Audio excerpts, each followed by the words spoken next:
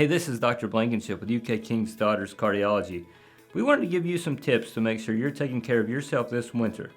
I know it's already been a tough start to the year with a lot of snow and a lot of cold, and there's been a lot of people out shoveling snow, out doing a lot of exercise and activity, and really working out their hearts early this year. I want to make sure that you're aware of any symptoms of a heart attack. Now, most people think they know all the main basic symptoms of a heart attack. So everyone knows the major symptom, chest pain, but other things to think about would be shortness of breath.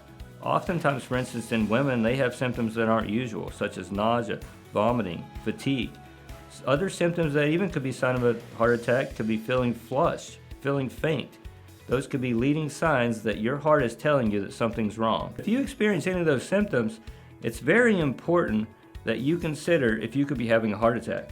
The first things to do if you're having a heart attack would be to call 911. That may seem pretty obvious to some people, but I think it's important to say because sometimes people think they can get to the hospital quicker and take care of themselves quicker if they just jump in the car and start driving. As you can imagine, there are a lot of dangers with that.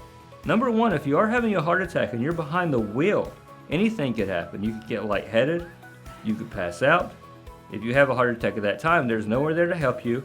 And then we have another problem. All of a sudden, you could be in a car accident and injure yourself or someone else. So all those things are important things to consider. Another important consideration is that if you are having a heart attack and you call EMS, treatment can begin immediately as soon as they arrive. As soon as they get there, they can get an EKG, and if they think you're having a heart attack, they can call ahead and have the medical personnel, the cardiologist, the ER staff that needs to be ready to take care of you when you arrive.